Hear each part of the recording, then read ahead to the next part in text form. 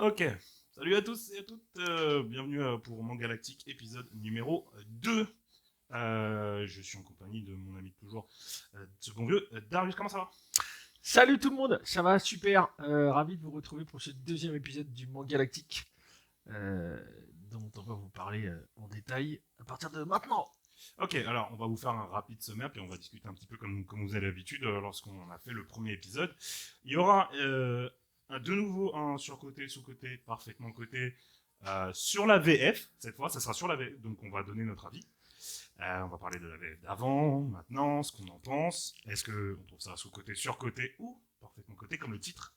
La chronique, Darius voulait faire une petite prolongation sur les shonen et comment en sortir. Et cette fois-ci, on va parler des mangas de SF, comme le titre l'indique. Exactement, l'idée c'est que la dernière fois on avait parlé des mangas qui permettraient de sortir du shonen, hein, qui, comme je vous l'ai dit dans la première mission, que si vous n'avez pas vu, bah, vous pouvez aller la voir et expliquer que bah, le shonen ça respecte certains codes qui posent problème quand on est fan et qu'on essaie de chercher une lecture un peu plus intéressante. Du coup, on vous proposait des CNN. On a vu beaucoup de polars la dernière fois, et là aujourd'hui, je vais essayer de vous montrer, toujours dans le CNN, des œuvres de science-fiction. Alors, l'idée c'est toujours la même, c'est de vous proposer des œuvres que vous connaissez pas forcément. Deux, c'est surtout d'essayer de vous orienter vers des lectures qui vont pas durer des années, entre 3, 5, 10 tomes pour les plus longs. Voilà, c'est un peu l'objectif de cette partie-là aujourd'hui. Dans ce manga galactique numéro 2. On a, petite parenthèse, on a pris en compte ce que vous nous avez dit dans les retours, certains qui ont vu le replay. D'ailleurs, on vous invite à regarder le replay sur Megalena Replay de Manga Galactique numéro 1. Il y a un petit fond, on va progresser d'émission en émission, on va essayer de vous proposer quelque chose d'un peu plus beau, j'allais dire quali, mais plus beau en tout cas sur la forme. Le fond restera toujours aussi passionnant et on va se terminer avec un quiz préparé cette fois par Second lieu, Darius. Est-ce que tu as un petit thème sur ce quiz ou je me débrouille, je Non, non, verrai. alors l'idée c'est que c'est pas forcément un quiz, c'est plutôt. Moi, il y a des trucs, je sais comment c'est arrivé, donc je vais te poser des questions sur ça et on va éventuellement essayer de chercher la solution ensemble. C'est pas vraiment un quiz avec une question oui non, c'est plutôt Un un test phénomène. Voilà. de On va culture voir si, manga, voilà, non, on c'est va voir ça? si tu Un petit suis. Ouais, test. c'est un peu ça l'idée. Ouais. Ok. Et eh ben écoute, moi, sans plus tarder, je te propose de passer au surcoté, sous-côté, parfaitement côté, sur la VF.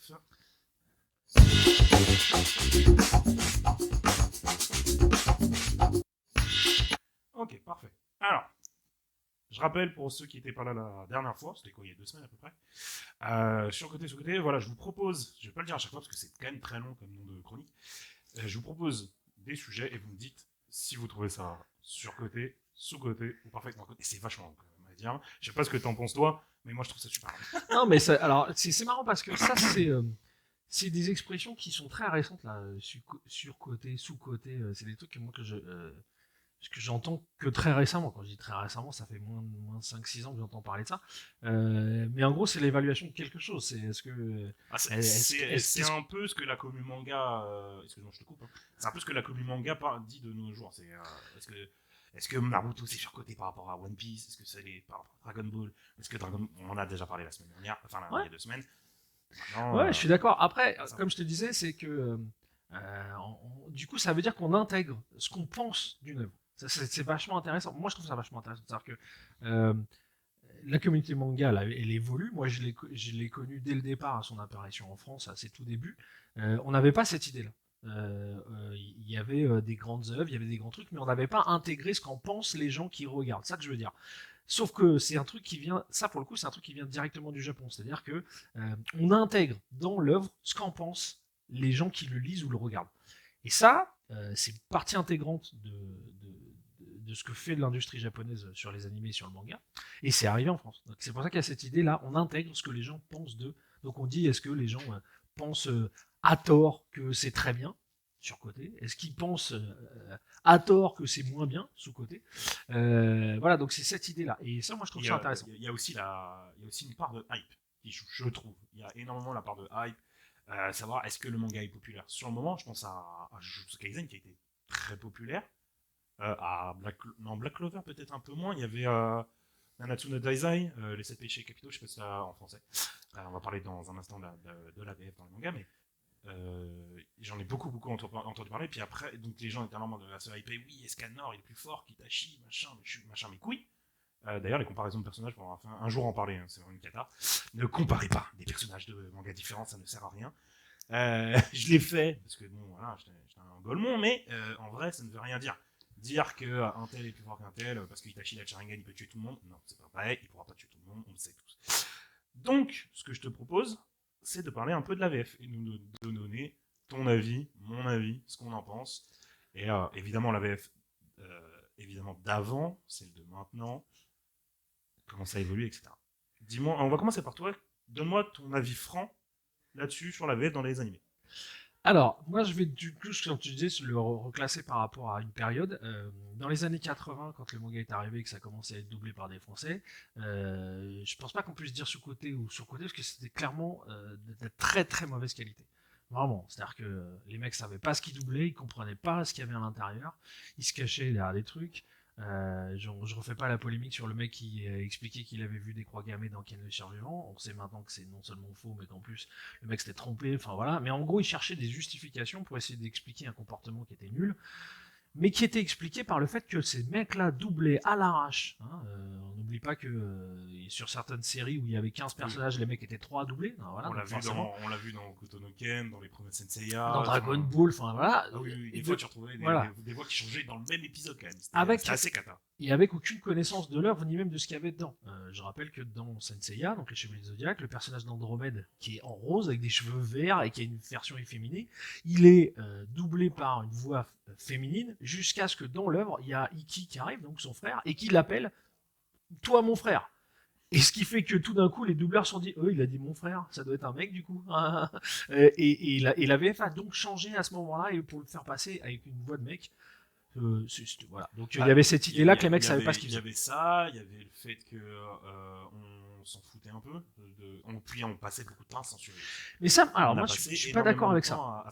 Je suis pas d'accord avec ça. On s'en foutait pas, mais on n'avait aucune idée de ce que c'était. C'est-à-dire que quand on s'en foutait pas quand tu as dans, excuse-moi, hein, je te coupe. Hein.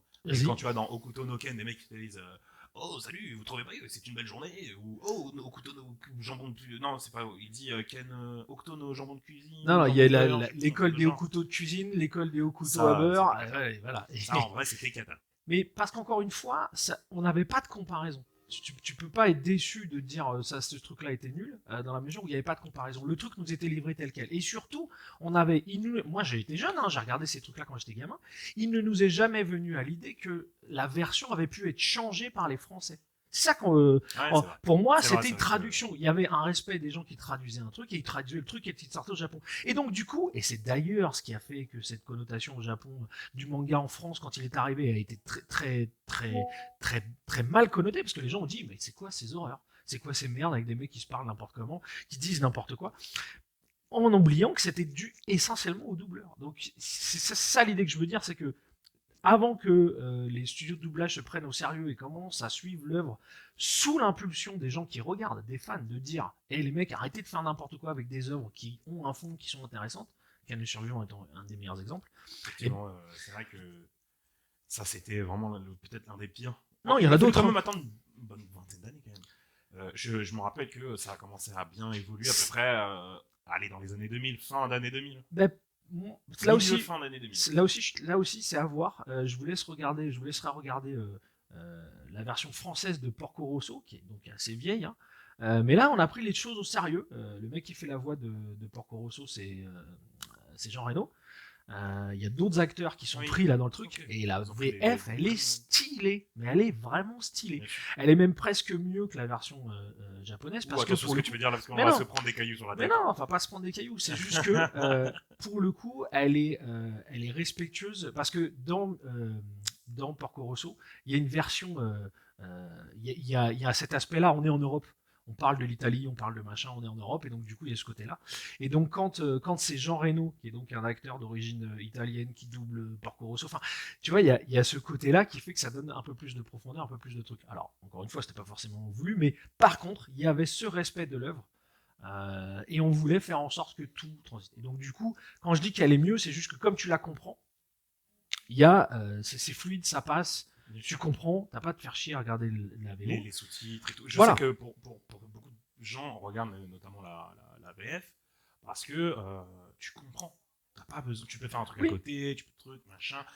Il n'y a pas ce truc de ouais, vas-y, faut que je sois assidu. Quand le mec dit nani, je comprends pas forcément. Mais ouais, carrément. Moi, j'ai envie de te dire que.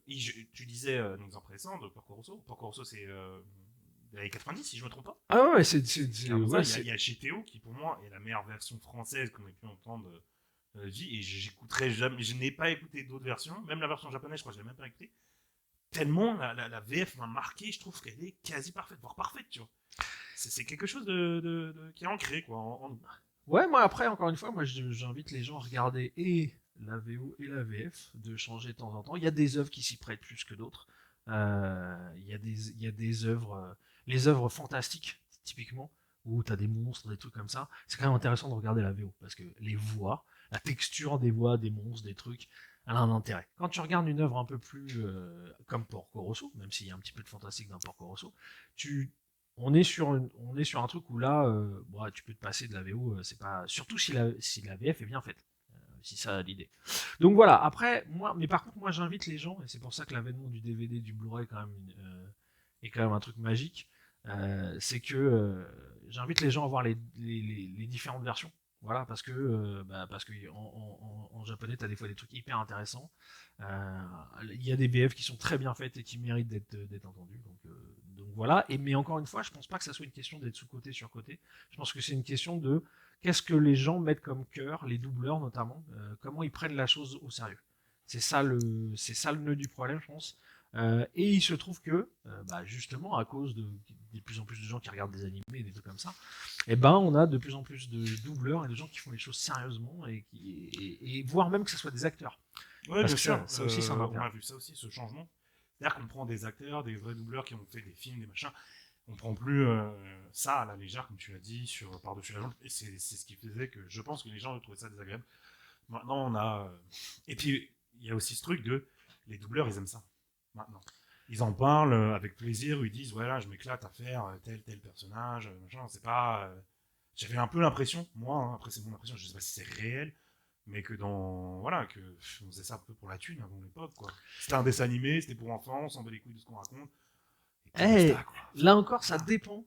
Moi, je suis toujours assez surpris de rencontrer cette meuf très régulièrement là, dans les conventions, dans des trucs. Là, la meuf qui a doublé Dragon Ball dès le départ. Là. Brigitte Lecordier. Voilà, exactement.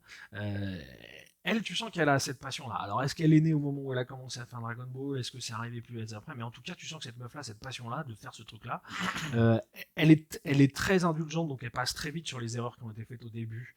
Comme je te disais, les mecs étaient 4 pour doubler 15 personnages. Enfin, Oui, voilà, ce genre de n'empêche truc. que la perf est quand même ouf. Hein. Ah 4 pour bah, réaliser oui, alors elle 15 est personnages. ouf, sauf quand c'est Je deux. pense qu'on se rend pas compte, tu vois, que ils sont 4 quoi. Et on te donne le texte, ça vient d'arriver, tu sais même pas la personnalité des personnages.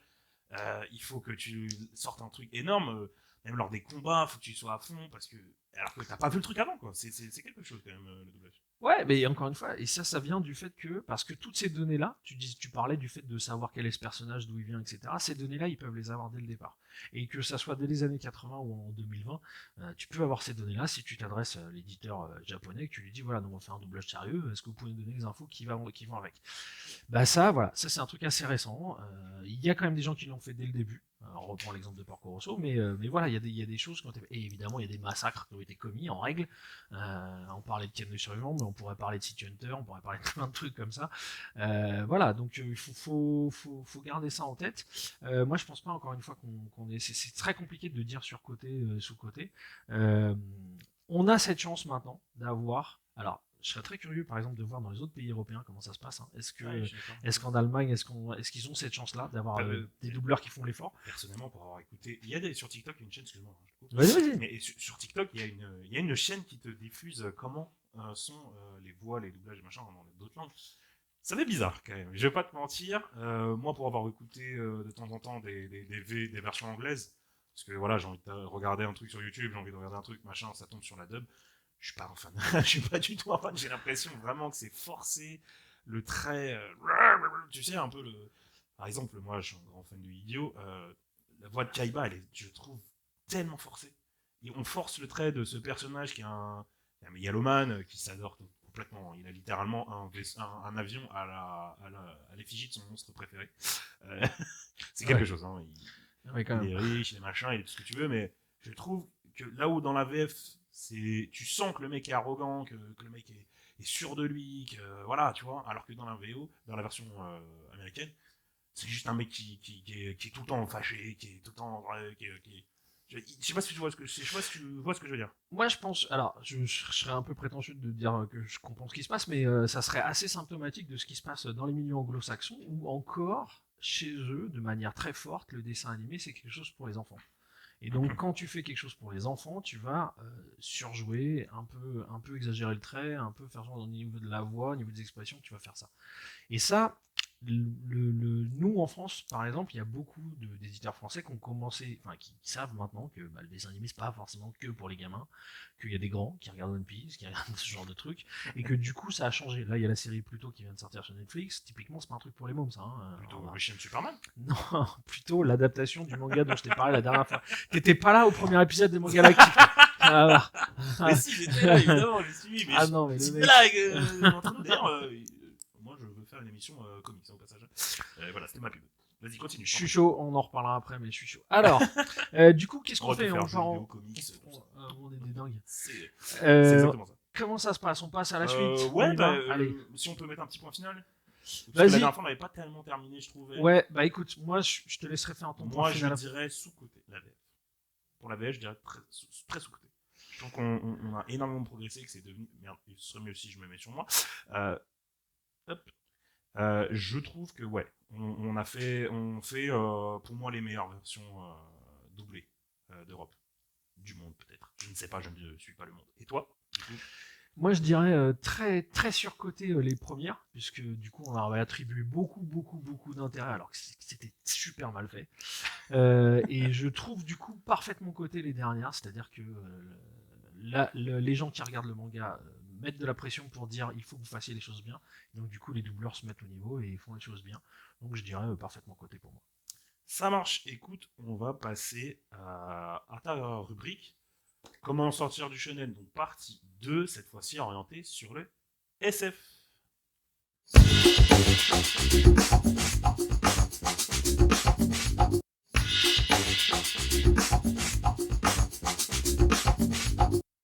Bien, c'est à toi Darius. Allons-y. Alors, on va commencer par des vieilleries. Vous me connaissez, commencez à me connaître maintenant. Je suis un vieux, donc je vais vous parler de vieux trucs. J'ai là donc le manga de Goldorak. Tiens, mon ami, tu peux regarder ça. Impeccable. Attendez, je vous la mets. Hop. Et voilà. Donc ça, c'est de un petit peu, la vraie bonne ESF comme il faut. Parfait. Nickel. Tac. Évidemment, on a le sous-titre de la semaine dernière qui s'active. Mais c'est pas grave. T'inquiète. Voilà, donc ça c'est de la bonne SF comme il en faut. Moi, je vous. Alors, encore une fois, là, vous avez un éditeur qui fait un effort, là. Blackbox. Alors, mon libraire me disait que c'est peut-être un éditeur qui fait un effort, mais au niveau des livraisons, ils font pas d'effort. Ok. Pourquoi? Très bien. Bah, apparemment, c'est pas un éditeur sérieux au niveau de la livraison. Par contre, ils font des efforts pour aller chercher des trucs qui sont assez stylés. Donc, Gonagai. Ah, tiens, en place. Je vais t'interrompre juste 30 secondes. Parce que moi, c'est toujours un truc qui m'a perturbé. Goldorak, c'est le robot qui vit. On vit les aventures du robot ou d'un autre personnage? Goldorak, c'est quoi? Goldorak, ça signifie quoi? Alors, Goldorak, c'est un mot qui a été inventé par l'éditeur français. D'accord?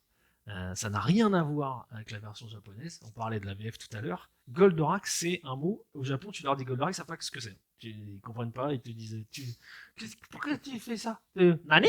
Alors, du coup. Je les vois bien. Vous avez Goldorak? Non, pour eux, c'est le robot, il s'appelle Grandizer. Voilà, donc c'est marqué sur la couve d'ailleurs, tu regarderas bien. Ouais, c'est vrai. UFO Robot Grandizer.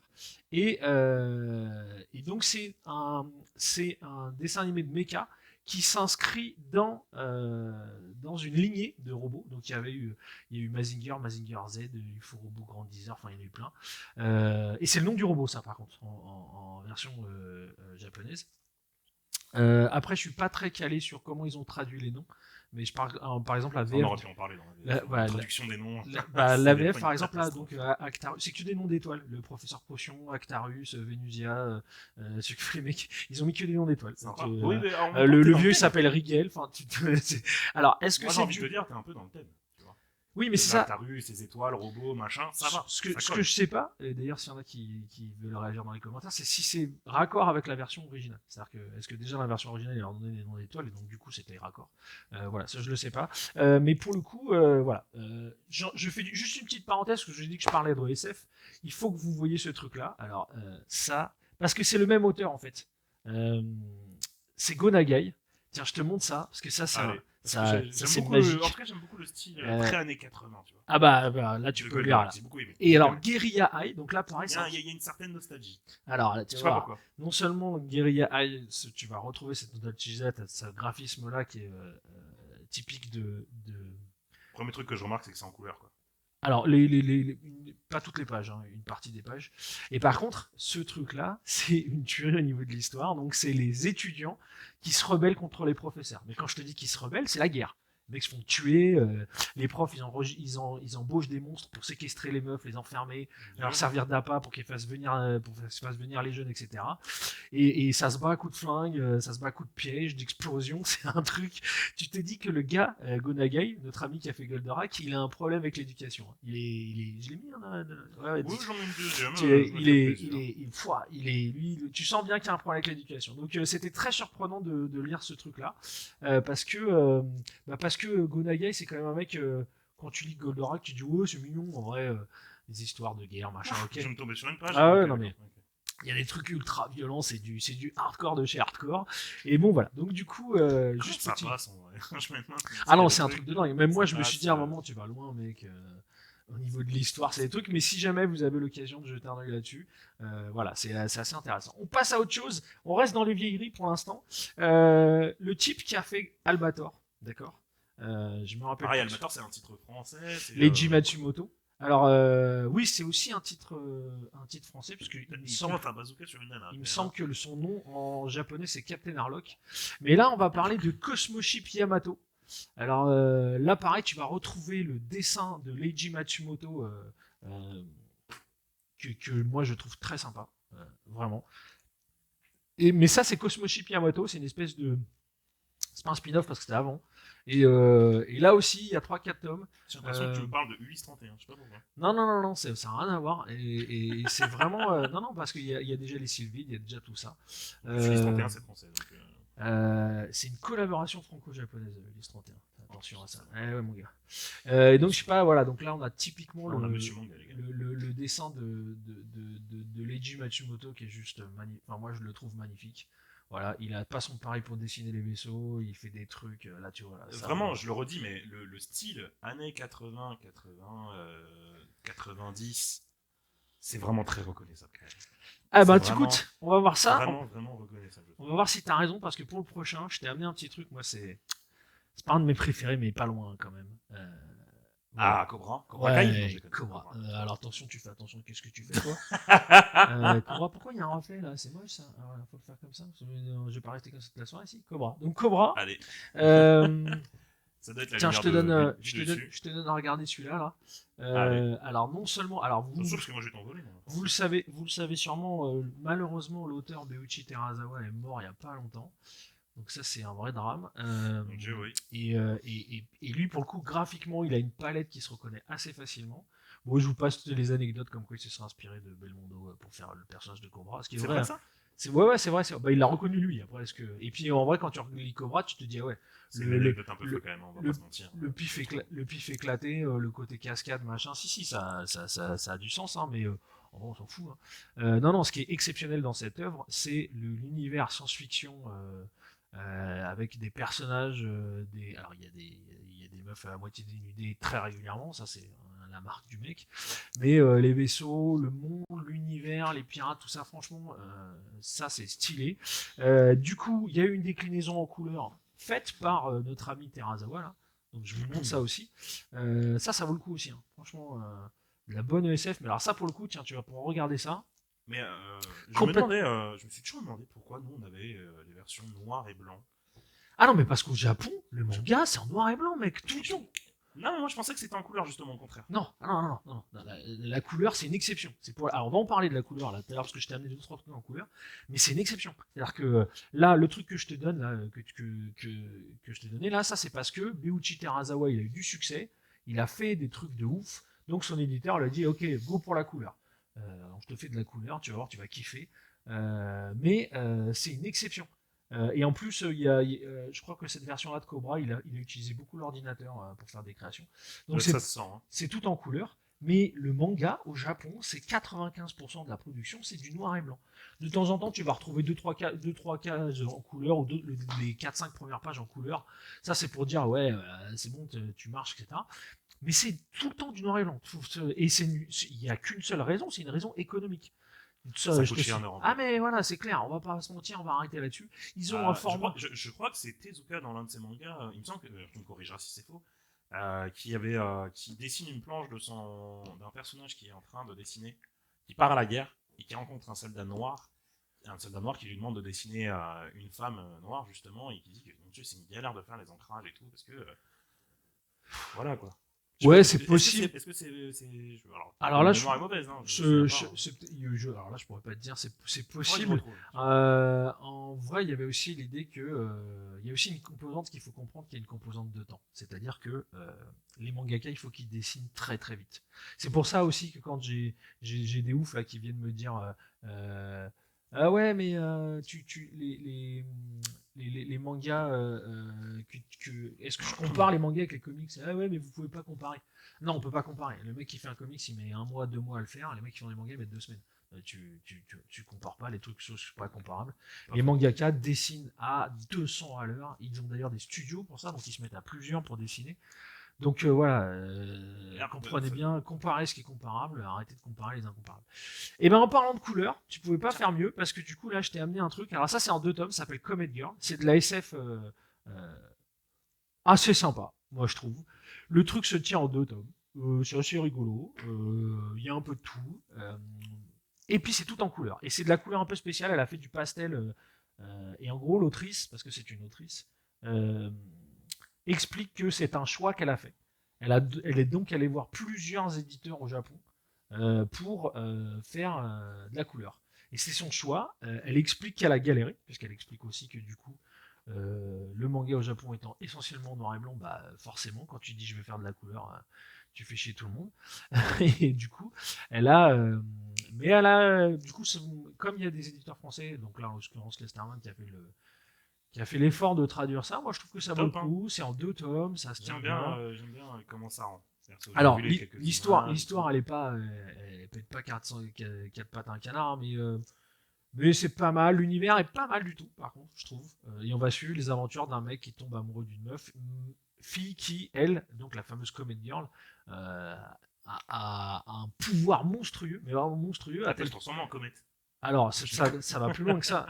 Non, mais ça va plus loin que ça. Elle a des pouvoirs qui sont apparentés à ceux des comètes. Elle peut détruire des mondes. Enfin bon, voilà. C'est Scarlet Witch. La meuf rocks un peu bien comme il faut. Si on devait la comparer, il faudrait mieux la comparer à Thanos en fait, en vrai. Non, ouais, non, la meuf rigole jamais en fait. Tu te fous pas de sa gueule ni rien. Sauf que c'est presque une malédiction, puisqu'en gros elle est poursuivie par tous les méchants de l'univers qui veulent s'accaparer son pouvoir. Son petit pouvoir. Voilà, et donc voilà. Stylé. Bon, moi je vous dis stylé. D'ailleurs, petite anecdote, on parlait tout à l'heure de. Oulala, l'éclairage est 4, hein. Il faudra qu'on règle ça. T'inquiète. D'ailleurs, petite fun fact, est-ce que tu savais que Kazuki Takahashi, l'auteur de Yu-Gi-Oh! Tu parlais de comics tout à l'heure, il a écrit un comics Marvel. Ça s'appelle Secret Rivers. Spider-Man, Iron Man et tout. Est-ce que ça dit quelque chose, non Alors, ce fait-là ne me dit rien, mais. Est-ce que c'est déjà arrivé Ah, mais bien sûr, ce genre de crossover? C'est ce que j'allais dire, c'est pas un crossover. Il me semble que les studios japonais sont allés chercher Stan Lee en personne pour superviser l'histoire d'un manga. Je me rappelle plus le titre. Je vous retrouverai d'ici la prochaine émission, je vous le retrouverai. Donc, ils se sont accoquinés avec Stan Lee pour faire un manga qui a merdé. Ça n'a pas marché. Mais il y a ce genre de trucs qui sont possibles. Bien sûr. C'est génial. Hein. J'ai appris ça récemment quand j'ai regardé une rétrospective un peu de sa vie, qui est un homme très secret, je savais pas qu'il avait écrit un comics Marvel autour de Spider-Man et de Iron Man. En vrai, moi, Grand je te fan dis, excuse-moi, grand fan de tout ce qui est jeu, hein, c'est pour ça qu'il a créé Yu-Gi-Oh, mais bon, on en parlera une autre fois. Fan aussi de Magic. D'ailleurs, le premier nom de Yu-Gi-Oh, c'était pas le manga, mais le jeu de cartes. C'était Magic and the Wizards. Et ça, je suis pas sûr que tout le monde l'ait, à part ceux qui ont lu le manga. ça me surprend à peine, encore une fois, ce genre de choses sont tout à fait possibles. On essaie d'en rester dans le creux de la vague là. On va finir avec les vieilleries. Alors si, une vieillerie que pour le coup, ça, vous devez, ça si vous n'avez pas vu ça, vous allez tous mourir. Faut que tu enlèves la. Ah, ok, d'accord, t'as fait exprès. Ouais, non, j'ai fait exprès pour qu'il n'y ait plus de reflet. Parfait. Nausicaa et la vallée du vent, le seul Ça, manga. il y a eu un film là-dessus. Alors, il y a eu un film, bien sûr, mais c'est surtout un des premiers et le seul manga de Hayao Miyazaki, puisque lui était destiné à faire du film, il voulait faire du film d'animation, sauf qu'à un moment, les éditeurs lui ont dit, écoute, mon gars, t'es mignon, mais tu vas d'abord nous faire un manga. tu passes d'abord par la passe. Ouais, sauf que c'est ça qui est assez fou dans cette histoire, c'est que le type fait un manga, il fait Nausicaa, la vallée du vent, il a un tellement gros succès qu'il ramasse tellement de thunes qu'il te dit, attends, les gars, je vais faire mon studio, et je vais faire un film. Et je vous emmerde. Et donc, il a monté les studios Ghibli grâce à ça. Et il a arrêté. Alors, j'ai vu qu'en France sortait là, aujourd'hui, je crois, ou avant-hier, un des premiers albums qu'il avait fait au tout début. Là. Donc, ça, je vais. Tu as le nom, s'il te plaît un truc comme Shuta ou Shura, les contes de Shura, un truc comme ça. Ouais, tu tapes album Miyazaki, ça va tomber en ligne. En ligne tout de suite. Je te laisse remplir, moi je cherche. Voilà, et donc du coup, ça, Nausicaa, la vallée du vent, il faut de la bonne SF bien comme il faut, avec, alors c'est une œuvre qui est vieille, hein, c'est fin, ouais, début des années 80, je dirais, je dis ça au pif, mais en vrai je dirais, et du coup, on suit les aventures d'une princesse, qui est pas une princesse cotillon, petite fleur, licorne, hein, non, elle rigole pas, elle sait se battre, elle se défend, et elle vit dans un monde post-apocalyptique qui est encore en guerre, et elle essaie de réconcilier un petit peu tout le monde, mais elle va se friter quand même avec ceux qui le méritent. Donc vraiment une œuvre très intéressante. Si vous avez aimé tous les films de Miyazaki, vous ne pouvez pas passer à côté de ça. C'est un truc qui se lit en 8 tomes. Donc il y a 8 tomes terminés. Et franchement, graphiquement, non seulement on reconnaît la patte de Miyazaki, mais en plus l'histoire, elle est bien. Il faut lire ce truc. Et puis on parlait souvent du shonen et du machin, mais ça, voilà. Là, pour le coup, ça, c'est du sûr de chez sûr. On enchaîne très vite. Je sais pas si on avait parlé de Katsuhiro Otomo, le monsieur qui a fait Akira. Il a fait de la SF, lui. Il a fait de la SF ultra stylée. Domu rêve d'enfant. Donc là, moi, j'ai la version qui date des années 80 aussi, ou 90, faite par les Humanos aussi, là. Donc c'est un album assez massif. Faudrait que tu redescendes. Ouais, mais le truc, c'est que je pourrais pas. Voilà. Ah oui, effectivement, vu le format. Voilà. D'ailleurs, c'est un truc qui m'a un peu parlé quand tu m'as passé le bouquin. D'ailleurs, je vous montre un petit peu mieux. Nausicaa, c'est le format. Tout à l'heure, il y avait Cobra qui était plus bas, plus petit en taille. Là, on est sur un grand format presque de BD, en fait, j'ai envie de te dire. C'est ça. C'est quelque chose qui me surprend vachement, je trouve. Alors, je pense que pour ce qui est de Nausicaa, c'est le format natif. C'est le format fait au Japon qui est comme ça, il me semble. Hein. Pour ce qui est de Domu, là que je vous montre, là, de Katsuro Tomo, là pour le coup, lui, ça c'était sorti en manga classique. Et c'est en France qu'on a choisi d'agrandir ce truc-là. Alors moi franchement au début je le savais pas, tu vois. Quand j'ai acheté Domu, c'était dans les années 80, j'étais fan de Katsuhiro Otomo et de ce qu'il avait fait avec Akira, j'avais tout acheté. Voilà. Quand j'ai su qu'il avait fait Domu, j'ai acheté pareil. Mais là pour le coup c'est eux qui ont choisi de l'agrandir comme ça. Et c'est la version perfecte qui est assez stylée. Et on va enfin conclure avec Katsuhiro Otomo parce que vous avez Mother Sarah. Alors celui-là c'est pareil, il est inconnu au bataillon. Moi je vous le conseille vivement. Mother Sarah, alors on reconnaît bien le dessin de notre ami Otomo. Tu vas finir par plus avoir de collection. Ah bah si. Parce que là, bon, voilà, je vous montre un petit peu. Celui-là est stylé. Donc histoire post-apocalyptique. On va suivre donc une femme, mère de plusieurs enfants, et qui essaye de protéger ses enfants. Il y a des scènes très très dures. C'est vraiment post-apocalyptique. Vraiment c'est la merde. Hein. C'est quoi, on doit se barrer dans l'espace parce que ça y est, c'est plus vivable. Alors, c'est l'inverse. C'est trop- Ils c'est étaient dans mal. l'espace et en fait, tout part en couille. Ils sont obligés de revenir sur Terre. Ah, merde. Et sur Terre, c'est encore plus la merde. Donc, il y a cette idée-là. Je sais pas s'il y en a qui ont suivi un petit peu. Là, il y a une série américaine qui s'appelle The 100. The 100, The 100 là. Je retrouve des petites idées que Katsuhiro Otomo a eu près de C'est pas 20 ou impossible. 30 ans avant. C'est pas impossible, moi je Il y a, dirais même. il y a un petit peu de tout ça. Non, je pense que ça irait trop loin de dire qu'ils se sont inspirés de lui. Je pense que ça va trop loin. La Terre est irradiée, si je me trompe pas. Non. Alors, Ouais, j'ai ouais, pas regardé, voilà, mais je mais- connais à peu près le synopsis. mais Et en je gros- crois que en la gros, Terre est- ouais. il me semble que la Terre est irradiée et renvoie un groupe de 100 jeunes. Je fais un truc Oui, comme oui. ça. Enfin, je connais. C'est à peu près. Hein. Ah, moi, je l'ai vu, Je l'ai je pas peux- inventé. Hein, je n'ai pas moi, vu la série. Moi, je l'ai vu, je peux te dire, il y a certains points qu'on retrouve, d'autres pas. Notamment dans ce qu'on retrouve pas dans The Sand, c'est que dans Mother Sarah, la Terre, il y a encore des peuplades qui vivent bien plus qu'il y a dans The Sand, parce que dans The Sand, il y a aussi des peuplades qui vivent à la surface, mais beaucoup moins. Là, la Terre est encore en fonction, hein, mais il y a des factions qui s'opposent, il y a des peuples, enfin, et moi, je trouve stylé. Pareil, c'est un truc qui se termine en 11-12 tops, je crois. Donc une histoire finie qui vaut le coup. Moi je dis si vous avez un peu de blé à perdre là, ça vaut le coup. On passe. Alors on va Est-ce que passer. t'as d'autres à nous faire découvrir? Ah, alors j'ai d'autres trucs. Alors à vous faire découvrir, ça m'étonnerait quand même parce que si vous connaissez pas Ghost in the Shell, Ghost in the bah, je Shell. sais pas où vous étiez les 5 derniers siècles. Série qui est passée sur Virgin 17 à l'époque. ou Alors, DTV. attention, c'est un truc, c'est très attention, ancien, de hein. quelle série tu me parles? C'est-à-dire que Ghost in the Shell, il y a eu plein de séries. Il y a eu Standalone Complex, on va en parler parce que j'ai le manga là. Il y a eu la suite de Standalone Complex, enfin, il y en a eu plusieurs.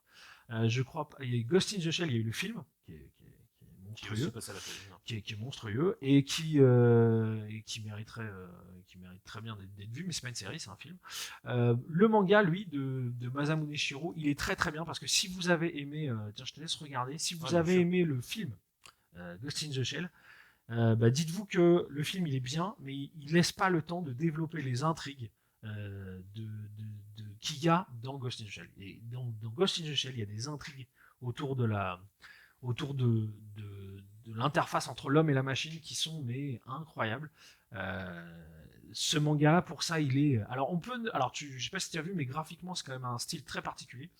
Ouais, mais je qu'on le trouve pas gênant. Je qu'on trouve, retrouve pas dans beaucoup d'autres mangas. En fait, je trouve. Alors, tu vas m'insulter, je pense. Non, pourquoi Ça, le style. Non, mais si. Je pense que je vais prendre des cailloux dans les commentaires du replay, hein, je pense. Ah, peut-être. Je trouve que ça ressemble. Alors, je me tape pas. Ça ressemble un peu à ces bouquins qu'on avait au début des années 2000. Les comment dessiner des mangas. Je pense que. Alors peut-être que les bouquins sont inspirés de Ghost in the Shell, mais ça a été énormément dans ce style de dessin. Graphiquement, je trouve que c'est ça. C'est totalement ça. Alors, ça Je sais pas ce m'étonnerait que t'en pas. penses, toi. Alors, ça m'étonnerait pas. C'est juste que Masamune Shirow, c'est un monstre. Katsuhiro Otomo parlait d'un mec, Masamune Shirow, le mec qui dessine Ghost in the Shell, à son époque, c'était un monstre. Et ça serait pas étonnant qu'il ait inspiré énormément de mangaka, dont certains aient publié des versions de comment dessiner le manga. Ça m'étonnerait pas du tout. C'est plutôt le truc inverse. C'est-à-dire que ce mec-là, c'est un monstre de dessin. Et il y a des mecs qui se sont inspirés de lui, dont certains qu'on retrouve qui font des méthodes pour apprendre à dessiner le manga. Moi, ça m'étonnerait pas du tout. Parce que Même oui. découpage. Et alors, non, mais surtout Ghost in the Shell, c'est l'histoire, mec. Ça, c'est un truc là. Là, moi, si vous voulez les trucs d'histoire incroyables entre les machines. On parle beaucoup d'IA en ce moment, de ce qu'il pourrait y avoir entre IA et machin. Ah, mais là, lui, il avait 200 ans d'avance sur ça. Enfin, et donc, je vous montre, pour le coup, il y avait plus. Il y a eu Bref, des mecs qui voient l'avenir. J'ai un peu bloqué. Dis-moi quand t'es prêt. Alors ça, c'est la suite en fait. Enfin, c'est la suite. Quand on parle de série, c'est surtout celle-là qu'on voit en général. C'est Ghost in the Shell Standalone Complex. Alors c'est plus Masamune Shirow, mais c'est toujours pareil, il a supervisé le truc. Et là, pour le coup, alors là, tiens, ça pourrait être intéressant que tu regardes ça.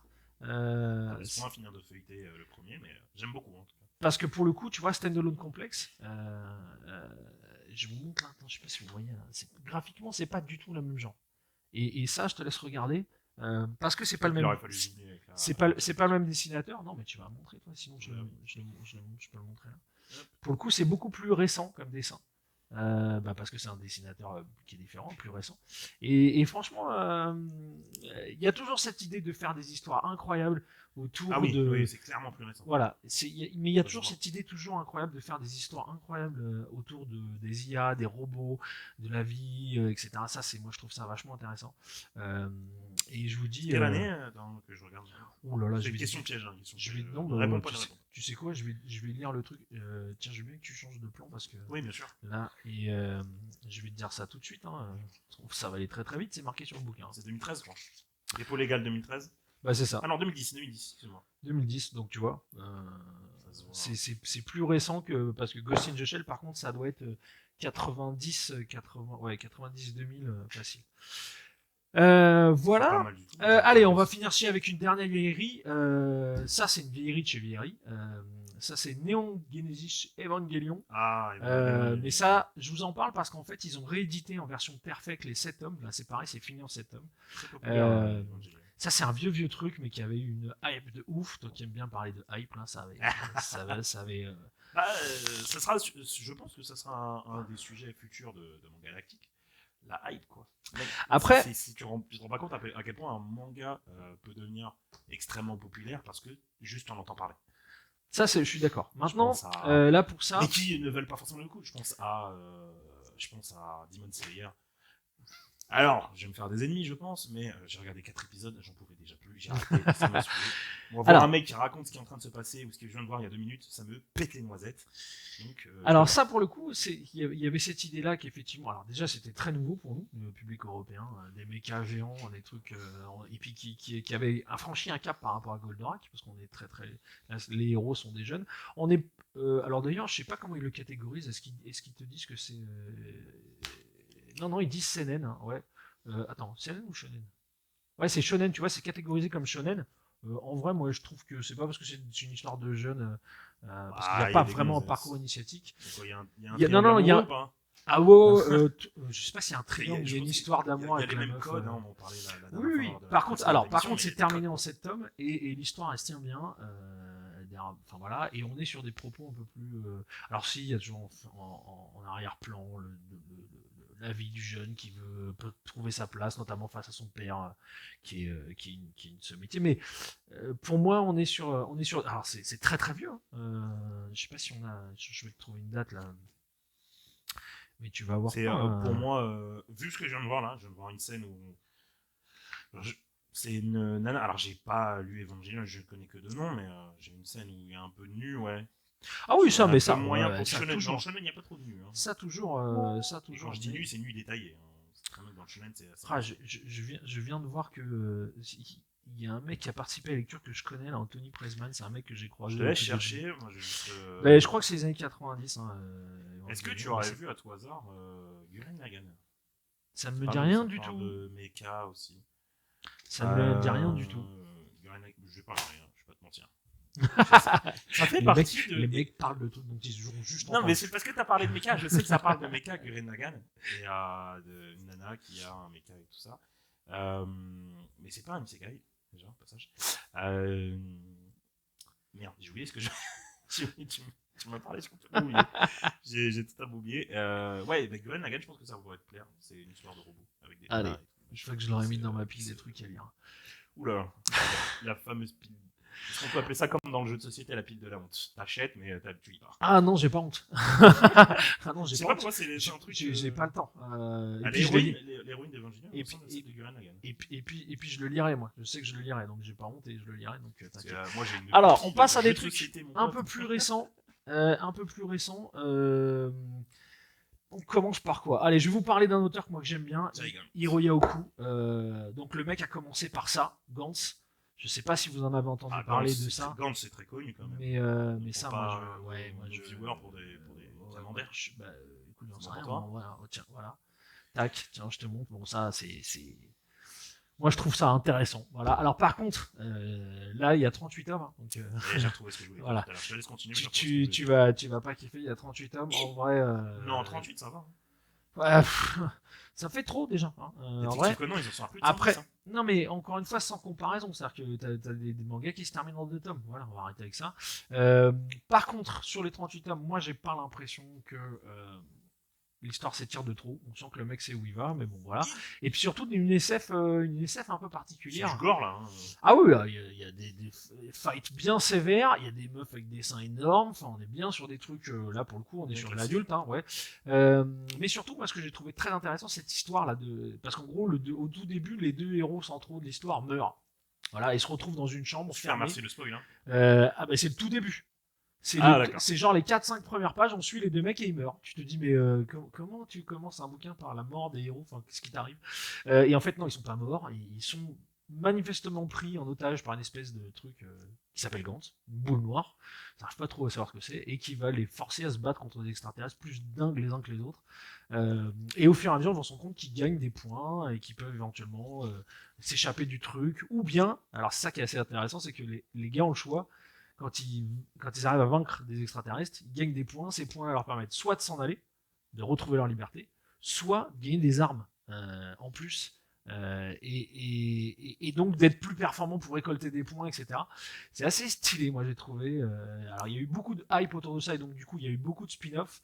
Il y a eu Gantz E, il y a eu Gantz G, donc G pour Girl. Je te laisse imaginer la tenue de Gantz G. Hein, parce que déjà là il y a quand même pas mal de. Non, je déconne. Voilà. C'est Donc une voilà. blague. Et ce mec-là, il a fait d'autres trucs que moi je trouve assez intéressants. Alors, on va commencer par le moins intéressant des trucs plus intéressants. Je sais pas si tu m'as suivi. J'ai pas tout compris, mais vas-y. Gigante. Alors Gigante, pour le coup, si t'as aimé les meufs avec des gros seins dans Gantz, bah, tu vas lire Gigante. On suit Pour qui me l'histoire. prends-tu? On suit l'histoire d'une jeune fille qui est actrice porno Ah, au Japon, d'accord. Et on suit en parallèle les aventures d'un mec qui est fan de cette meuf-là. Et cette meuf-là, elle va un jour être confrontée à un espèce de mec, on sait pas d'où il vient, qui va lui donner une espèce de montre, qui va lui greffer au poignet et qui va lui permettre de gérer sa taille. Et à partir de là, elle va comprendre que la raison pour laquelle elle peut gérer sa taille, et quand je te dis gérer sa taille, elle peut aller jusqu'à 40 mètres de haut, ou bien descendre à 2 cm de haut. Voilà. Elle a un chrono qui lui permet de faire ça. Alors, ils s'en servent au départ pour des histoires de cul. Je te oui, laisse. je vois ça, ouais, je suis en train de lire ça. Ouais, Voilà, je suis en te train de voir laisse. C'est assez. ça. Voilà. C'est explicite, hein, carrément. Pourquoi tu fais ça Pour faire des vecteurs, pardi. Et par contre, après l'histoire, elle se développe, et c'est ça que j'ai trouvé assez stylé dans cette histoire-là, c'est que du coup ils vont se fighter contre des extraterrestres, on sait pas trop d'où ces mecs-là sortent, ni pourquoi, ni comment. Ça rejoint un peu ce qu'il y avait eu dans Gantz, et d'ailleurs on va voir que c'est assez central à cette Ah oui, ouais, histoire. ça a changé d'un coup là. J'ai Ouais, avancé ouais. quelques pages. Non, mais c'est assez. Alors, par contre, moi, j'adore le dessin. Alors, il travaille beaucoup avec l'ordinateur, le mec, apparemment. Mais j'aime beaucoup ce qu'il fait. Et alors, par contre, Gigante, c'est pareil, hein, c'est clos en 8-9 tomes, je crois. Ah, c'est bien. Euh, Ça, c'est et donc, des ça, trucs, bon, pour la le fin, shonen, la fin, et on la n'en fin. peut plus, quoi. Bah, non, mais ouais, mais mec, ils font vendre. Ça me fait penser à un manga que j'ai lu récemment, qui commence en Eichi. Alors, tous les hommes de la Terre sont morts, à part 5 qui étaient atteints d'une sclérose en plaques. Alors, faut savoir pourquoi. Alors, au départ, c'est un Eichi parce qu'il faut repeupler à la Terre, mais au final, ça finit par devenir une manigance contre le gouvernement japonais qui a fait exprès de balancer ce virus pour pouvoir établir une société faite de femmes, enfin tout un tas de trucs, et t'es en mode mais qu'est-ce que c'est que ça? Enfin, je veux dire, Ah bah, t'es ça, obligé de ça. tuer tous les hommes pour faire ça, enfin, je veux dire. Et c'est vraiment un délire complet. J'ai pas fini. Moi, ça m'intéresse. Tu me Mais retrouves la ref, il là faut que je retrouve le nom. Ah, je suis chaud, là. Et Ce genre de je truc, crois qu'il y a même l'animé. Il faudrait que je retrouve si Ah non, on là va où je l'ai parler vu en manga, animé. on va passer. Tu On commences fera un pas. sujet Arrête de avec tes Futurama animés, Galactique. toi, Les animés valent-ils le coup? Non, je déconne. En vrai, il y a certains trucs qui passent mieux en animé qu'en manga et inversement. Allez, je te laisse continuer. Et ben, J'ai dernier pris mon truc qu'a aparté. fait ce même type, donc on est toujours chez Hiroya Oku, l'Astéro Inuyashiki. Alors, ça, c'est un truc. Ah, ça voilà, c'est sur Prime Video. Et ben, alors je sais pas si ce c'est que la vaut bonne version. l'animé, mais le Je l'ai manga, vu. il C'est est excellent. il est stylé. Et pour le coup, Il y a une scène très connue. je pense que c'est une adaptation. Je pense que c'est un mélange de ce qu'il a fait jusqu'à présent. On retrouve un peu de Gantz, on retrouve un peu de Gigante, etc. Donc on va suivre les aventures d'un vieux qui va être sur le site de crash d'un extraterrestre. Encore des extraterrestres? Ouais, alors, je sais pas, moi j'aimerais bien parler avec ce mec là pour savoir où est-ce qu'il en est des extraterrestres là, parce que quand même le gars il est chaud bouillant. Et ce vieux, eh ben, il va se retrouver. Donc les extraterrestres vont quasiment le tuer dans le crash de leur vaisseau qui va s'écraser sur lui. Mais pour éviter de foutre la merde, ils vont lui donner plein de pouvoirs. Et donc il va être mi-homme, mi-robot. Iron Man à côté, c'est un bisounours. Attends, t'as dit Iron Man là? Ouais, ouais, Iron Man. Iron Man, pardon, excuse-moi. C'est pas l'homme de fer. C'est bon, c'est pour ça que t'as 70 ans. Mais quand même, Donc, Iron Man. Je plaisante, hein, évidemment. Iron Man à côté, c'est un fer à repasser. Il est. Ouais, mais oui, je sais que t'as. Iron Man, c'est un fer à repasser. Alors, Je sais, celle-là, je sais que t'as. s'il vous plaît, je vais en faire un clip. Je vais la mettre partout. Voilà. Désolé. Et donc lui, il va se retrouver avec tous ces pouvoirs-là et à pas trop savoir quoi faire avec ça au début. Et puis comme c'est un vieux, alors par contre, il y a en filigrane, en arrière-plan, il y a un traitement de la société japonaise qui est assez acerbe, puisque bon, c'est un vieux et puis sa femme, sa fille, tout le monde lui parle mal. Enfin, le mec, c'est. C'est un peu devenu un. Comme il est contre-productif, Ah bah clairement. et du coup la société, Ah bah voilà, il c'est te pour ça que je dégage, dis hein. qu'il y a quand même un traitement assez acerbe de la société japonaise et donc du coup il récupère ses pouvoirs. Alors je vous dis pas ce qu'il va en faire parce que pour le coup c'est ça qui devient intéressant et pour le coup il y a un truc intéressant dans cette histoire-là. Donc ça c'est pas mal. T'as oublié un petit détail, c'est qu'il y a aussi un jeune. Alors il vient Et après, il vient après lui dans Il y a un l'histoire. jeune. Il vient après dans l'histoire et il va se situer un petit peu en espèce d'arbitre de la situation. C'est assez marrant d'ailleurs. Et il a, alors tu fais bien Un arbitre. Ouais. Parce que ça m'a C'est- évoqué, enfin en tout cas, Bah, la version c'est-à-dire que- animée, il suit le truc de loin et c'est lui qui parce que lui il a pas de pouvoir il a rien et ça pour le coup c'est assez sympa et alors par contre il ressemble le personnage qui est là ressemble énormément au personnage central de Gantz. Donc moi au début je me suis dit ce mec est en train de créer un univers, tu sais, un truc étendu là où on va voir des crossovers, des personnages qui vont se rencontrer, ça, etc. c'est Il l'a pas fait. Est-ce qu'il l'a pas fait parce qu'il a pas voulu, parce qu'il a pas eu le temps, ou est-ce que ça viendra plus tard? Mais j'ai trouvé ça assez marrant. un truc que je trouve qu'on a que très rarement, des crossovers entre mangas, voire même pas du tout. Enfin, si, on en a eu dans l'univers Dragon Ball, on en a eu. Gintama, c'est pas vraiment des crossovers. Je sais pas si tu connais Gintama. J'ai entendu de nom. Gintama, ça Puis j'ai vu que ça faisait je sais pas beaucoup, combien de bref. tomes. Il y a Encore plus de 1000 épisodes, il y a au moins Non, mais 5 ou 6 séries. en manga différentes. c'est pareil, il y aura sur 80-90 tomes comme ça, et puis ça continue de sortir. Ouais, Gintama, Donc, c'est un vrai truc. on va c'est s'arrêter spécial. là. J'ai regardé quelques épisodes, franchement, c'est hilarant. Mais Non, c'est pas mal. non, merci, ça va aller. Mais c'est vrai que c'est un truc qui ne se fait pas, j'ai l'impression. T'as des crossovers dans Marvel, dans DC, t'as des crossovers de Marvel et DC en même, d'ailleurs. Mais t'as pas de crossover dans le manga. Et ça, c'est un peu dommage, je trouve.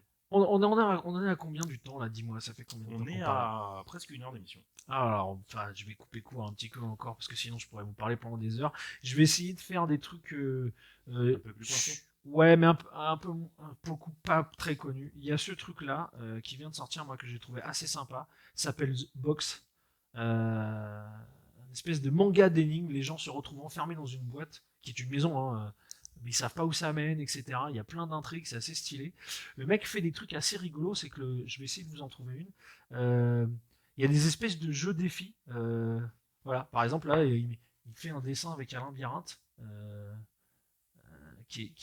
Voilà, il y a un labyrinthe. C'est une espèce de jeu énigme tout au long du manga qui recolle avec l'histoire. Alors par contre, graphiquement, on sent que le mec débute, on sent que le mec est au début. Par contre, au niveau de l'histoire, je trouvais ça très sympa. Il y a un côté cube des mecs enfermés qui savent pas trop pourquoi, ni où ils vont, ni comment. Et ça, c'est assez stylé. Voilà, donc truc. Petit truc qui est sorti pareil, hein, je crois qu'il y a 3 tomes. Donc voilà, le truc qui mérite de jeter un œil. Petit ovni, on va dire. Alors, quand on parle d'ovni, celui-là, il faut que vous l'ayez lu ou regardé. Alors, je montre rapidement à la caméra. Vas-y, ouais, Box. Ça, je te laisse d'installer, je te laisse regarder. Ouais, et alors, on va parler ensuite de Léviathan. Alors ça, Léviathan, ce truc-là, regarde. Des mers, non, alors, c'est le nom d'un vaisseau dans l'histoire. C'est fini en 3 tomes. Pour le coup, là, c'est une vraie histoire finie en 3 tomes qui est stylée. Un espèce de huis clos futuriste dans un vaisseau éventré et qui va suivre. Alors non seulement c'est un huis clos, mais ensuite on suit en parallèle les types qui découvrent l'épave et qui la fouillent. Donc après le crash du vaisseau. Et on va suivre en parallèle qu'est-ce qui s'est passé avant le crash. Donc c'est un groupe d'enfants qui sont au voyage scolaire, parce qu'on est dans le futur, etc. Et le gars fait les 2 trucs en parallèle. Graphiquement, c'est une dinguerie, vraiment. L'histoire. Ah ouais, alors l'histoire est ombre et ouf. Et alors, dites-vous bien que ce mec-là, Voilà. Si tu prends n'importe quel dessin, le gars a fait toutes les trames à la main. D'accord. La vache. Le mec explique qu'il avait mal aux mains, qu'il rentrait chez lui, il avait des crampes partout. Le gars a fait toutes les trames de tous les dessins à la main. Pareil, c'est fini en 3 tomes. Moi, je le conseille beaucoup. Qui plus est, Kiyun, hein, moi, c'est un éditeur que j'aime beaucoup parce que les mecs, je trouve qu'ils font des trucs très très sympas. Ils prennent des risques. Tu vois, typiquement, Léviathan sur les chercher. Et un ça truc va, t'arrives à dormir la nuit qui parce sortait que de la vache. Ah, c'est noir, hein, non. Bon, attends. C'est Alors attends, vraiment tu ce que veux, tu me tu, présentes là, tu depuis veux tout à des, l'heure. Là. tu veux des trucs qui font peur et qui font très Halloween. Allez, tiens, on va rentrer dans le vif du sujet. Ça, c'est pareil. Alors, je sais qu'on va me dire que, mais ça, c'est Kiyun aussi. Voilà. Ouais. Les adaptations des aventures de, enfin Y a des pas le aventures. H, hein, c'est bon. Non, non, non. Ça, c'est du Lovecraft. Donc, pour ceux qui connaissent pas, c'est les adaptations des Cthulhu, histoires là, de les trucs comme Lovecraft. Ouais, et oui, mon ami. Je connais pas le Donc, tu connais pas Lovecraft. Je connais Cthulhu, un démon pieux. Mais qu'est-ce qu'il faut voir Ouais, Qu'est-ce qu'on peut faire comme ça? Donc, Donc, d'accord. je te laisse regarder ça parce que moi, je trouve que. Alors, déjà, ils ont. J'ai pas eu le temps de finir Léviathan. Ah, mais non, mais t'es pas là pour lire, mon gars. Non, mais j'étais en train de feuilleter, je suis en train de me régaler là. Les montagnes. Alors, là pour le coup, il y en a plusieurs qui sont sortis. Alors ça, Léviathan finit en 3 tomes, etc. Et là, donc, à chaque fois, une adaptation d'un roman de Lovecraft. Donc là, dans l'abîme du temps, je vous ai amené aussi les montagnes hallucinées. Alors il y en a certains qui sont en 2 tomes, d'autres en 3 tomes. C'est pas des trucs qui suivent, c'est des one shot, mais c'est des adaptations de romans, donc il n'y a pas de personnages qui suivent. Mais par contre, c'est le même univers et c'est Cthulhu. Alors pour ceux qui connaissent Cthulhu, voilà. Moi, je trouve que moi, je connais Cthulhu depuis les années 80. Hein, j'avais découvert ça en faisant du jeu de rôle. J'ai découvert ensuite l'auteur et j'ai lu Lovecraft en roman. Il y a beaucoup de gens qui disent que Lovecraft, c'est quelqu'un qui est inadaptable, tellement l'univers, il est ouf. Tellement les. Parce que toi, t'as entendu parler de Cthulhu, mais t'as pas entendu parler de Nyarlathotep, etc. Tous ces autres dieux-là. Alors, voilà. Et donc, le mec a un univers. Là, tu me parles une autre langue. Non, mais le mec a un univers qui est oufissime. Alors, moi, ça m'a jamais fait super flipper. Il y a des gens qui disent c'est flippant. Moi, je peux aller jusque-là, mais ça mérite, ça vaut le coup d'œil. Et cette adaptation en manga, je crois que c'est une des adaptations, parce que des adaptations BD de Lovecraft, il y en a quelques-unes. Bah, je trouve que c'est la mieux réussie. C'est-à-dire que quand il parle des dieux, quand il montre les monstres, etc., bah, je trouve que c'est lui qui a fait le meilleur effort. Du coup, ça se tombe bien, ça marche. Il y en a plein qui sont sortis. Il y a le dernier qui vient de sortir, là encore, chez Kiyun. Donc il continue. Mais pour le coup, vous n'êtes pas obligé de tous les acheter, puisque en cours, c'est des adaptations de certains et qui sont stylés. Moi, que je recommande en tout cas. Voilà. Sinon, qu'est-ce qu'on a? Ah oui, alors avant de finir, si on va finir vite fait, je voudrais juste finir sur ça parce que celui-là, je trouve qu'on parlait de sous-côté. Celui-là, il est sous-côté. Ce truc est une dinguerie. J'en entends jamais parler, vraiment, alors qu'il est sorti depuis un mois. Ça s'appelle Darwin Incident. Donc, on va suivre les aventures d'un chimpanzé qui est une manipulation génétique et qui est créé. Qui est intelligent comme un être humain, sauf qu'il a la force et la dextérité, l'agilité d'un chimpanzé. Et il est dans un monde où vegan et mangeur de viande s'affrontent, mais violemment. C'est-à-dire qu'on en arrive à un moment où il y a une association, enfin une association, non, c'est pas une association, c'est un mouvement qui fait des attentats à la bombe contre les restaurants qui vendent de la viande. Donc le truc, il est là, c'est que c'est vraiment, ça va très très loin sur cette problématique-là. Attends. Pourquoi? Non mais attends. Mais parce que ça va très très loin, parce que les défenseurs de la cause animale vont très très loin. Parce que comme pour pas changer, on est dans un monde où les politiciens écoutent pas et que du coup les mecs commencent à péter un câble. Que quand on t'écoute pas, que tu finis par faire des dingueries, là c'est pareil. Mais c'est un peu. Alors on est dans un futur très très proche, mais dans un futur. C'est 2024. Voilà. Et donc du coup, il y a ce personnage-là, donc le chimpanzé en question là. Darwin. Je crois pas que ça s'appelle Darwin. C'était une ref à la fin. non, mais je crois pas que ça s'appelle Darwin. Je me rappelle plus. Putain, ça fait longtemps que j'ai pas lu. Et donc l'idée, c'est que c'est encore en cours de publication. Par contre, ça, c'est une histoire qui est pas encore terminée. Mais lui, il va être. Donc, ses parents vont essayer de le mettre au collège normal ou de lui faire vivre une vie normale d'adolescent, parce qu'il est adolescent. Sauf que c'est un chimpanzé, quoi. Donc voilà, ça pose des problèmes. Et donc il y a tous les gens de défense de la cause animale qui sont des quasi-terroristes, hein, faut pas oublier dans l'histoire, j'entends, et qui les végétariens. Voilà, qui vont essayer de s'en servir pour qu'ils deviennent leur totem, quoi. Et lui, évidemment, il est pas d'accord. Enfin, pas d'accord. Ils sont fous, en fait. Lui, il voudrait vivre sa vie normale. d'ados normal qui grandit, qui découvre des trucs, qui va à l'université pour apprendre des trucs. Je trouve l'histoire très mature, très intelligente, c'est très très fort. Il y a des scènes d'action bien comme il faut. Voilà, ça c'est un truc. Il est sorti il y a pas, il y a un bon moment. C'est chez Canard hein, pour le coup. Canard, ils adaptent toujours des belles choses. Et franchement, 2021. voilà, franchement, c'est assez récent, mais j'en entends très peu parler, alors que je trouve que ce truc-là mériterait tellement plus d'attention. Et là, Voilà. c'est ce que je te dis. Mais tu vois, comme quoi, là, et on parle, il y en a un problème. il faut qu'on parle absolument des animés dans un futur galactique. La hype part aussi de l'animé. S'il n'y a pas d'animé où tu as cette fameuse scène de baston avec une giga technique qui fait des méga explosions de la mort qui tue, il va rester dans l'oubli. On va pas se mentir. Et c'est pour ça que le shonen c'est toujours aussi populaire, c'est que il y a tous ces trucs-là. Il y a ces codes-là qui font que, à la cour de récré, les gamins de 6 ou 8 ans, ils vont dire ah, punaise, mais t'as vu l'épisode 2, machin, il est en train de lui lancer un super méga gigatonnerre de l'enfer du cul, là, et il explose, tout le monde meurt, et c'est ce qui fait que c'est aussi populaire. Et c'est ce qui fait que. Ça, c'est pour le shonen. Ça, c'est pour le shonen. Ouais, il faut que le CNN trouve. Non, mais le CNN, il a pas à trouver. C'est ce moyen. Il faut que si Parasite a été connu, Monster c'est connu, Evangelion. Ah, mais tu vois, tiens, Parasite, très bon exemple. Voilà. Je suis pas sûr que Parasite dans l'anime, il y ait des séries de baston, de trucs de ouf, etc. On est sur un truc. Après, il y a le film qui a beaucoup joué pour la popularité. Moi, Parasite, je l'ai connu au collège, je l'ai lu au collège. J'ai vu que l'animé et le film, je sais plus si lequel des deux est sorti en premier, mais c'est ce qui a fait que c'est devenu célèbre. Et je l'ai lu il y a plus de 10 ans, quoi. Alors, si tu me laisses le temps, vas-y. 2 dernières choses. Ouais. Les personnes qui voudraient voir Last Station Inokashiro en animé, c'est sur Prime Video.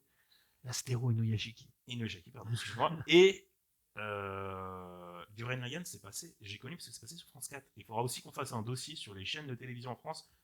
Notamment, tu as une petite histoire croustillante de comment est arrivé en France le manga grâce au Club Dorothée. Il faudra qu'on en parle, mais je trouve qu'en France, on a fait des choses magnifiques au niveau du manga. Que ce soit France 5, non pas France 3, France 5, France 4, M6, etc. Je trouve que là-dessus, on a été brillant. Alors moi, si tu me laisses finir, je voudrais te parler de 2 trucs qui sont one-shot, c'est de la SF, ça déchire tout, il faut que vous ayez un.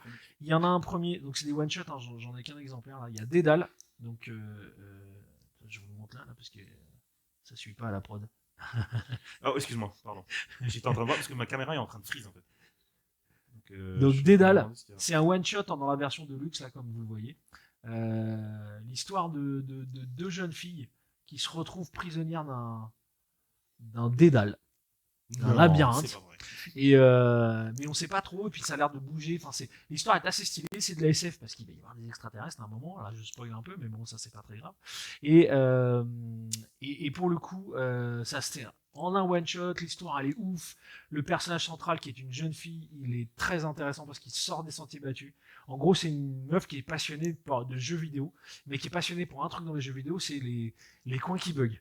Dès qu'il y a un truc, un raccord pas bien fait avec la map, un personnage qui bug, elle adore chercher ces trucs-là dans les jeux vidéo. D'ailleurs, elle bosse pour une entreprise de jeux vidéo pour débugger les jeux. Et donc, c'est son esprit, sa manière de concevoir les choses qui va faire que dans cette histoire-là. Et voilà. Et alors, pour finir, celui-là c'est pareil. Pour le coup, c'est une tuerie aussi. All You Need Is Kill. Alors, si vous avez vu Vivre, Mourir, Recommencer, en anglais Edge of Tomorrow, avec Tom Cruise, et ben ça c'est le manga dont est inspiré le film. Sauf que dans le film, tiens je vais le montrer comme ça. Dans le film, ils ont pas voulu, ils ont fait une fin à l'américaine, qui se termine bien, machin, tata, etc. Le manga est tellement mieux parce qu'à la fin, alors je vous ai un peu spoilé un peu, mais la fin elle est pas ultra positive. C'est pas la première fois que les Américains ils ruinent quelque chose. Hein. Alors ils l'ont pas ruiné, le film est pas mal. Si vous avez aimé le film, faut lire le manga parce qu'en vrai ils l'ont pas ruiné, ils ont suivi l'intrigue vraiment pas mal. Notamment le personnage de Rita Bartoszki qui est incarné par Emily Blunt, il me semble dans le film, qui est vraiment vraiment très raccord par rapport à ce qu'il y a dans le manga, vraiment très stylé. C'est juste la fin ils l'ont chié quoi. Mais donc si vous avez aimé le film, vous allez kiffer ce truc là. Donc alors c'est un pavé parce que du coup c'est 2 tomes qui sont réunis dans une version de luxe machin. Vous pouvez trouver aussi la version tankobon en 2 tomes. Mais l'histoire elle est tellement stylée, les histoires de boucles temporelles. Est-ce que tu pourrais nous en parler un petit peu pour ceux qui auraient pas Alors le pitch de départ c'est un personnage qui se retrouve propulsé dans une guerre contre une invasion d'extraterrestres. Sauf que la guerre tourne plutôt au carnage. C'est-à-dire que les humains se font défoncer, mais défoncer, et on comprend pas pourquoi. Les mecs savent pas pourquoi ils sont en train de se faire défoncer. Et on va avoir ce personnage-là qui va être propulsé dans cette histoire-là et qui va vite mettre le doigt sur pourquoi ça merde. Et c'est ce truc-là qui va lui permettre de se servir de ce plus-là.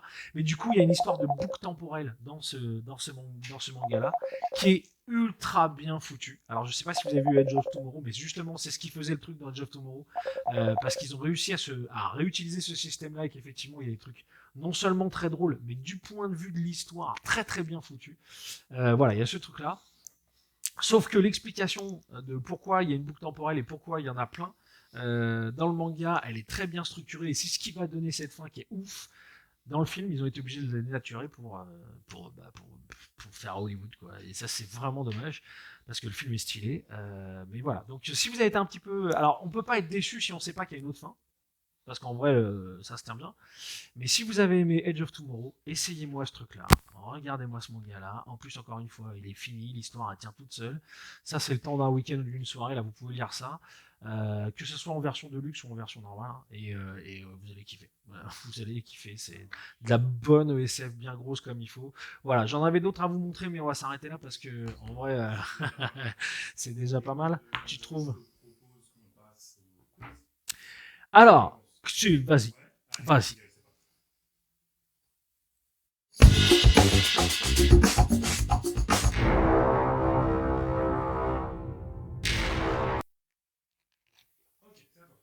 Ah, t'as été trop vite là.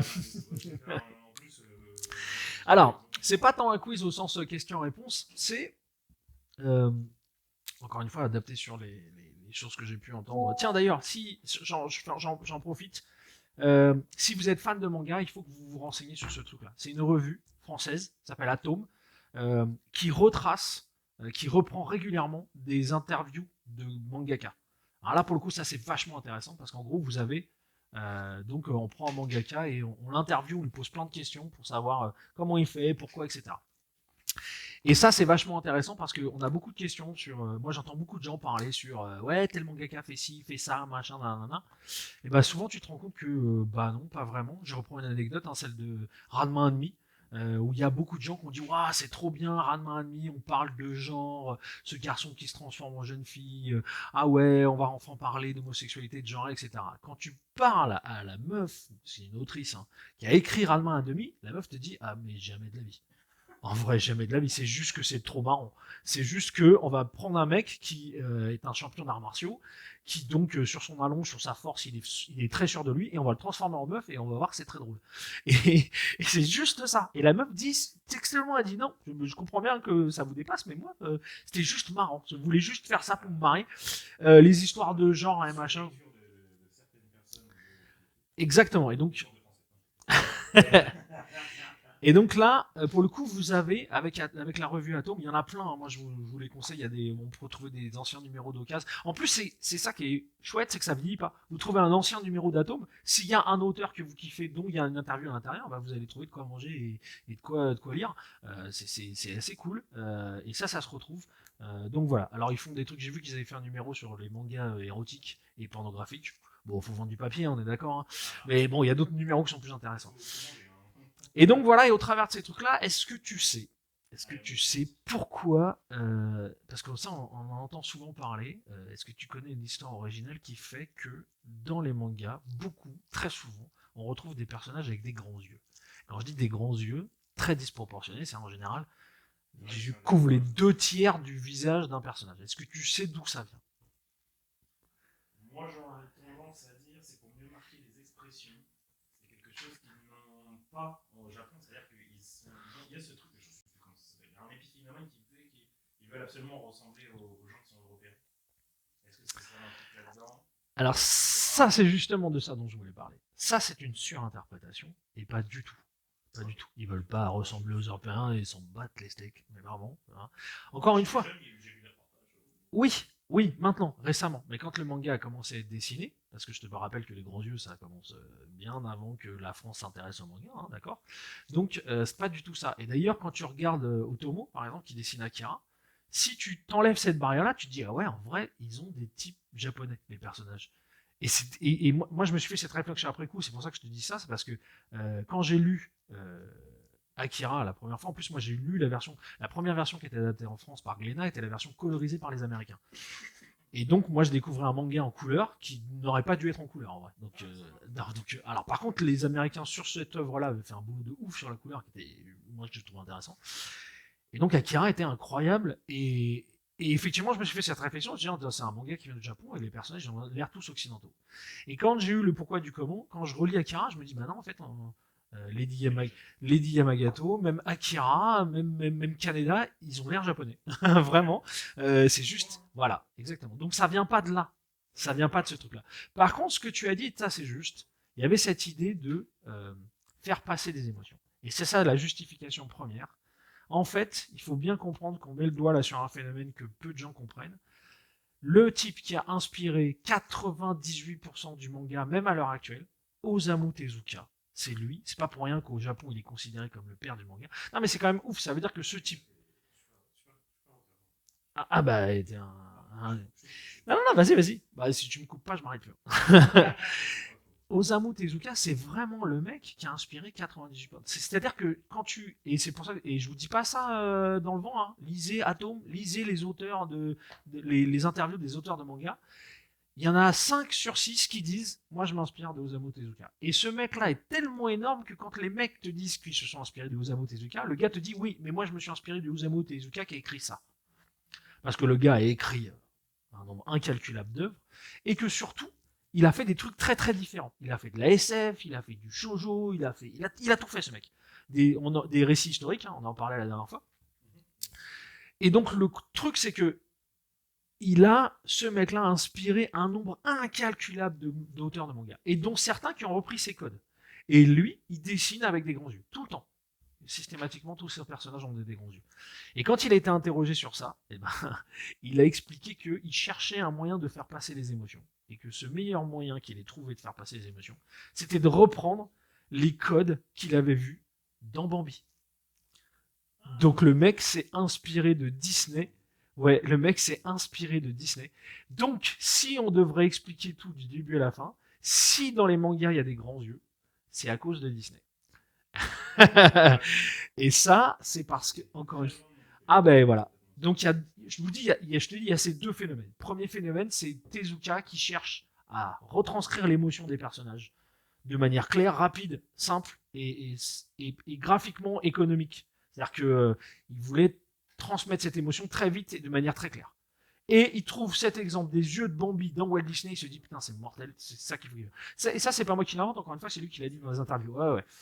Et après, tu sais qu'il y a, je te dis, 95% des mangaka, y compris à l'heure actuelle, qui te disent on s'inspire de Tezuka pour faire nos œuvres.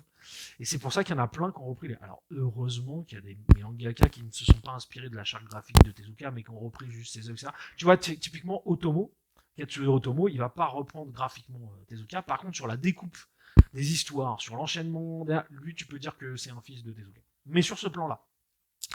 Et c'est pour ça qu'un jour, il faudra qu'on parle de Tezuka de manière très sérieuse, parce que ce type-là a planté les bases de tout en l'espace de quelques années, non, parce que le gars a écrit pendant plus de 40 ans, mais le gars a tout mis en place, tout expliqué, tout mis là, et que ça sert encore maintenant.